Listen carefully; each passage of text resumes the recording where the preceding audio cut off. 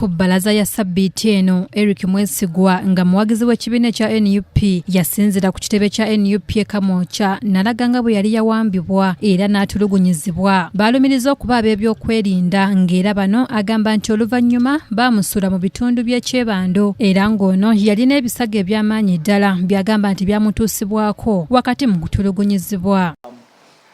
Nga balina obukookolo nga bukoma wane babiri bagula uji side ne side y'emmotoka nga babuukamu nga bankwata nga banyiiza mmotoka bankubamu.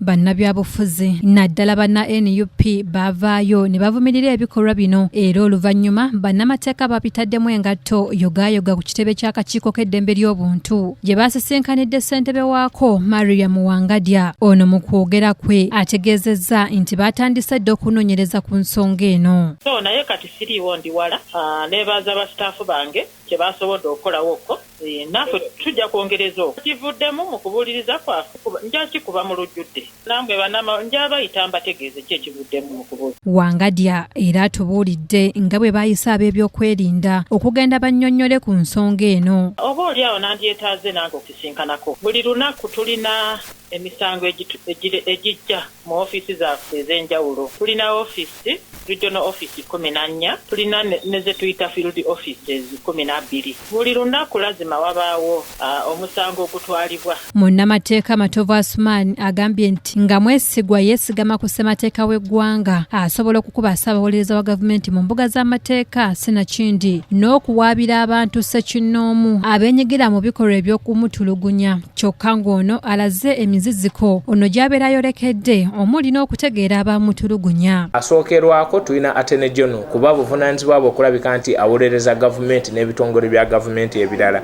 Then asobola okugenda mu maaso mu mpaaba ye n'agattako oyo ssekinnoomu oyo omuntu eyamutuusaako obuvune obwo. Naye kyenkugambye nti kijja kumubeerera kizibu kuba sometimes abakola ebintu bino tebabeera mu uniform.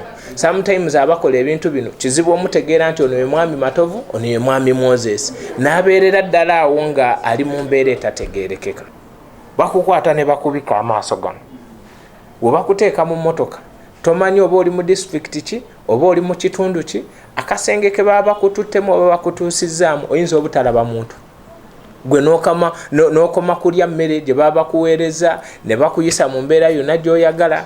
Luvannyuma we baba bakizudde nga olina information gy'obawadde oba tolina information awo ne bakuta. So kizibu okw-identifying nti ono mwami Matovu, ono mwami Moses. Omwogezi w'eggye ly'eggwanga Brigadier General Felix Kulayije yeesamudde eky'amagye okubanga geenyigira mu kutulugunya Mwesigwa era ng'ono amuwadde amagezi nti yandibadde addukira gye bali okwekubira enduulu. Tuba tutandika okutulugunya omuntu wa bulijjo tuba tusazeewo twesimira obunnya we tuyimiridde tutakola.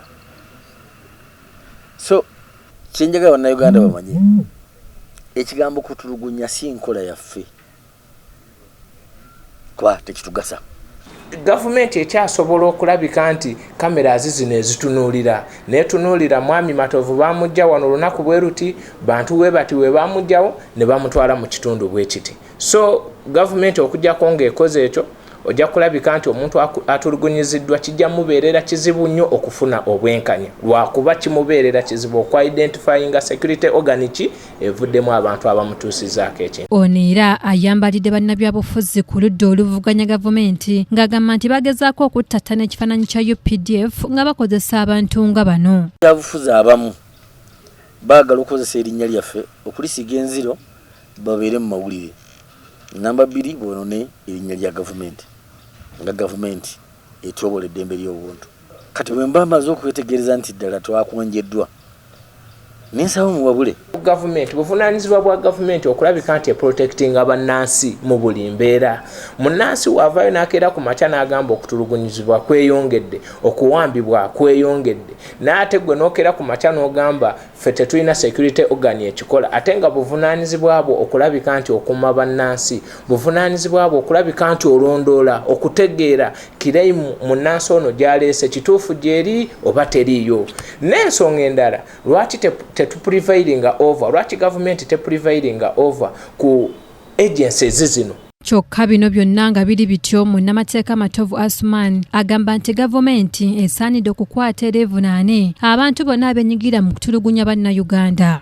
Bonna bekikwatako abakola emize gino kikolwa kibi nnyo okutulugunya munno kussa lyolaba nti omuntu okumutunulako naye agamba ati kino kyemukoze ekintu kibi nnyo.